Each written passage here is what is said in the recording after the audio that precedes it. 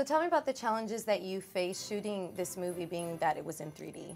Well, I was not aware that this movie was a perfect storm of terrible ideas coming together, which was, we'll shoot it in Detroit in the summer, but we'll pretend like it's Christmas Eve, so we'll wear piles of sweaters, and then we'll have like a 2.5-year-old baby who's in my arms the entire time, who's on cocaine.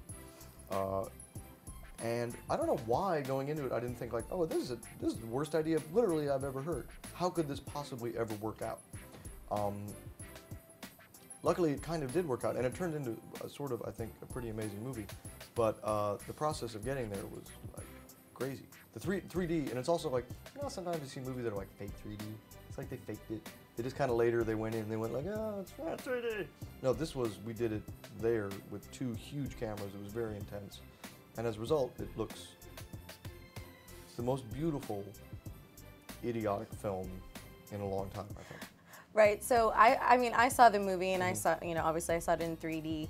Would you suggest that viewers should, you know, maybe choke up a little bit before yeah, they go? maybe. Yeah, I would. See, I'm not a big pot person, just because pot, basically, 1 milligram of marijuana convinces me that I'm about to be buried alive and have a heart attack. It's just terrifying for me.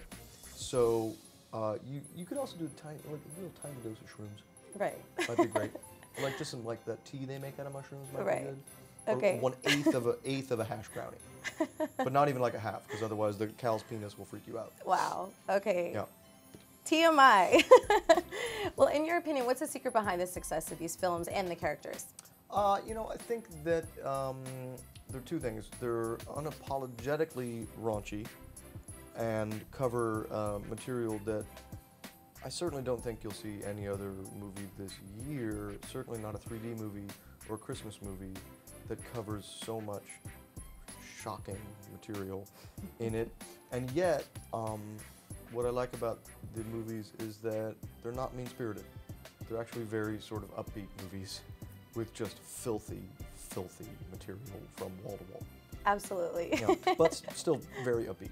Yeah. Right. So how do you celebrate the holidays and how do you celebrate Christmas? Well, now that my son is just old enough, I now dress as Santa, and I actually just wake him up at the foot of his bed, and he thinks it's really Santa Claus, and I say, I am always watching, always watching. So basically, what I'm trying to do is Freak him out? I'm playing bad cop. Okay. Yeah, I'm trying to freak him the F out. Right. Just so he knows if he steps the tiniest bit out of line, that Santa Claus, just so he thinks that, I want him to think of Santa Claus as like Freddy Krueger. By which I mean someone that comes and murders you in your dreams. Yeah.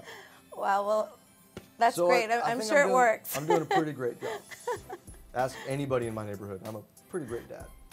That's great. I'm sure you are. Santa Claus is someone who murders you in your dreams. Awesome. Yeah. Awesome. Well, thank you very much. I enjoyed the movie thoroughly, and your character was amazing. I laughed throughout the whole time you were on screen. It was awesome. Oh, thank you. You're welcome.